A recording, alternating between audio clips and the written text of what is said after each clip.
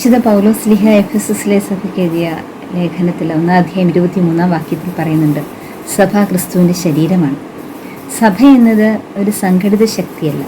നമുക്കറിയാം, വിവിധ മതസമൂഹങ്ങളിൽ ഒത്തിരി സംഘടിത ആവിഷ്കാര സാധ്യതകളുണ്ട്. പക്ഷെ അതിൽ നിന്നൊക്കെ സഭയെ വ്യത്യസ്തയാക്കുന്നത് സഭയുടെ അദൈവികമാനവും മാനുഷികമാനവുമാണ്.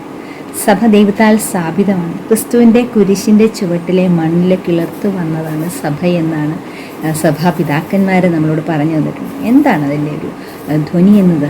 ക്രിസ്തുവിൻ്റെ കുരിശിൻ്റെ ചുവട്ടിൽ നമുക്കറിയാം, ക്രിസ്തു ഈ ലോകത്തിലേക്ക് വന്നു. ദൈവത്തിൻ്റെ പുത്രനായവൻ മനുഷ്യനായി അവതരിച്ച് നമ്മുടെ രക്ഷയ്ക്ക് വേണ്ടി നമ്മുടെ ഇടയിലേക്ക് ഇറങ്ങി വന്ന് അവൻ നമുക്ക് ജീവൻ നൽകുവാൻ അവൻ്റെ ജീവൻ ബലികഴിച്ച് കുരിശിന് ചുവട്ടി അവൻ്റെ രക്തം ചിന്തി അവൻ്റെ ഹൃദയത്തിൽ നിന്നൊഴുകിയ തിരുജലത്താൽ നമ്മളെ കഴുകി വിശുദ്ധീകരിച്ച് രക്ഷയുടെ അനുഭവത്തിലേക്ക്, ദൈവപിതാവിൻ്റെ സ്നേഹ കൂട്ടായ്മയിലേക്ക് നമ്മളെ കരം പിടിച്ചുയർത്തി. ആ കുരിശിൻ്റെ ചുവട്ടിൽ അന്ന് ആ കൂടെ നിന്നവർ, ഇവനെ ക്രൂശിക്കുക എന്ന് പറഞ്ഞവർ ആ ഒരു നിമിഷം അവൻ്റെ കുരിശിലേക്ക് നോക്കിയിട്ട് പറഞ്ഞു, സത്യമായും ഇവൻ ദൈവപുത്രനായിരുന്നുവെന്ന്. ആ ഒരു തിരിച്ചറിവ്, അവനിലുള്ള വിശ്വാസത്തിൻ്റെ ആ മുളയെടുക്കൽ, അങ്ങനെ ഒരുമിച്ച് കൂടിയവരുടെ സമൂഹമാണ് സഭയെന്ന് പറയുന്നത്. സഭ വിശ്വസിക്കുന്നവരുടെ, ഈശോയിൽ വിശ്വസിക്കുന്നവരുടെ കൂട്ടായ്മയാണ് സഭയെന്ന് പറയുന്നത്.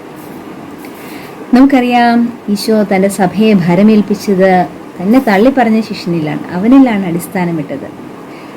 താൻ സ്നേഹിച്ച ശിഷ്യനോട് പറഞ്ഞ്, ഇതാ നിൻ്റെ അമ്മ. സഭയുടെ പ്രതീകമാണ് പരിശുദ്ധ അമ്മ.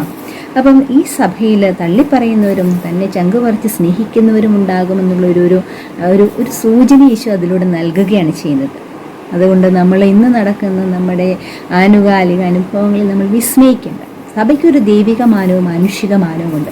നന്നായിട്ട് രൂപകൽപ്പന ചെയ്ത വജ്രത്തിൽ നിർമ്മിതമായിട്ടുള്ള ഒരു കപ്പ് നമ്മുടെ കയ്യിലുണ്ടെന്നിരിക്കട്ടെ. ആ കപ്പ് അതിൻ്റെ അസ്തിത്വത്തിന് ഒരു ഇടിവ് വരുന്നില്ല. പക്ഷെ അത് ഉപയോഗിക്കുന്നത് മാനുഷിക കരങ്ങളിൽ, അത് അശ്രദ്ധ മൂലം, അപൂർണതകൾ മൂലം ചിലപ്പോൾ കേടുപാടുകൾ സംഭവിക്കാം, വരകളുണ്ടാവാം, അതിൻ്റെ ആ ഭംഗി മങ്ങലേൽക്കാനിടയുണ്ട്. അതാണ് സഭയിൽ സംഭവിക്കുന്നത്. അത് നൂറ്റാണ്ടുകളുടെ പഴക്കമുണ്ട്.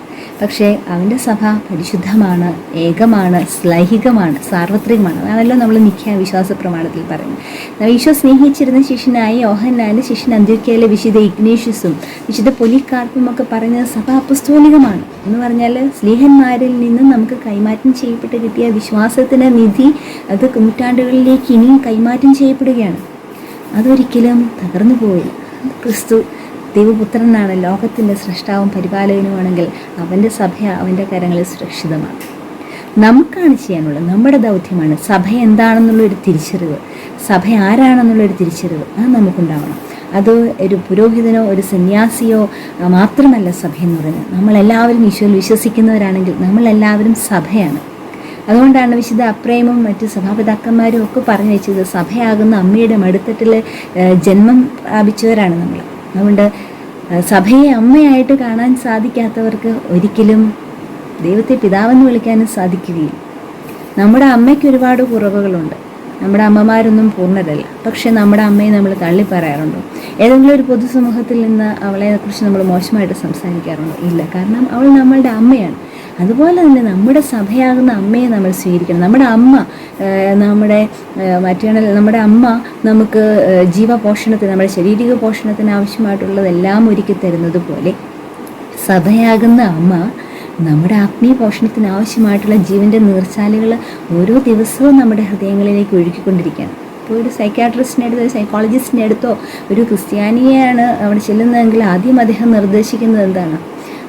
ആ വ്യക്തിയോട് പറയുന്നത്, നീ ആദ്യം പോയി കുമ്പസാരിക്കുക, നിനക്ക് അവിടെ ജീവനും രക്ഷയ്ക്കുമുള്ളൊരു വേദിയുണ്ട്. നമുക്ക് ദൈവിക ജീവൻ പ്രദാനം ചെയ്യുന്ന കൂദാശകളുടെ സ്രോതസ്സുകളുണ്ട്. അതാണ് നമ്മൾ ഡിപ്പെൻഡ് ചെയ്യേണ്ടത്. അപ്പം നമ്മൾ എത്രയോ അനുഗ്രഹീതരാണ് സഭയിൽ. അപ്പം അവൻ്റെ സഭ ഏകമാണ്, സാർവത്രികമാണ്, കത്തോലിക്ക സഭയാണ്. ക്രിസ്തു സ്ഥാപിച്ച സഭയാണ് കത്തോലിക്ക സഭ. ക്ലെർവോയിലെ വിശുദ്ധ ബെർണാർഡ് പറയുന്നുണ്ട്, എന്ത്? സഭ തൻ്റെ ദീർഘമായ യാത്രയിൽ, വിപ്രവാസത്തിൽ അവൾ വിരൂപയാക്കപ്പെട്ടിട്ടുണ്ടാകും. പക്ഷെ അവൾ സുന്ദരിയാണ്. സ്വർഗീയ ജെറുസലേമിൻ്റെ സ്വർഗീയ മഹത്വത്തിൻ്റെ പ്രഭയിൽ അവൾ സുന്ദരിയാണ്. അപ്പോൾ സ്വർഗീയ ജെറുസലേമിനെ ലക്ഷ്യമാക്കിക്കൊണ്ട് തീർത്ഥാടനം ചെയ്യുന്ന സഭയുടെ മക്കളാണ് നമ്മൾ ഓരോരുത്തരും. നമ്മുടെ ജീവിതവും ഒരു തീർത്ഥാടനമാണ്, സഭയോടൊത്തുള്ളൊരു തീർത്ഥാടനമാണ്. അപ്പോൾ ആ ഒരു യാത്ര അത് അർത്ഥപൂർണ്ണമാക്കാൻ ഈശോയുടെ കരം പിടിച്ച്, ഈശോ സ്നേഹിക്കുന്ന ഈശോയുടെ മണവാട്ടിയായ സഭയെ നമ്മളും സ്നേഹിച്ച് സഭയോടൊത്ത് നമുക്കും യാത്ര തുടരാം. ഈശോയുടെ കൃപയും അനുഗ്രഹവും പരിശുദ്ധാത്മാവിൻ്റെ സഹവാസവും നമ്മോടൊപ്പമുണ്ട്. സഭയെ നയിക്കുന്നത് പരിശുദ്ധാത്മാവാണ്. അപ്പം സഭയ്ക്ക് വേണ്ടി, തിരുസഭയ്ക്ക് വേണ്ടി നമുക്ക് പ്രാർത്ഥിക്കാം. സഭയുടെ തലവന് വേണ്ടിയും മറ്റ് വൈദികർക്ക് വേണ്ടിയും മെത്രാന്മാർക്ക് വേണ്ടിയും കർദിനാളന്മാർക്ക് വേണ്ടിയും സഭാമക്കളും എല്ലാവർക്കും വേണ്ടി നമുക്ക് പ്രാർത്ഥിക്കാം. വിശ്വാസത്തിലുള്ള നിലനിൽപ്പിനും സ്നേഹത്തിലുള്ള വളർച്ചയ്ക്കും വിശുദ്ധിയിലുള്ള പൂർണ്ണതയ്ക്കും വേണ്ടി നമുക്ക് പ്രാർത്ഥിക്കാം. എല്ലാവരെയും ഈശോ അനുഗ്രഹിക്കട്ടെ.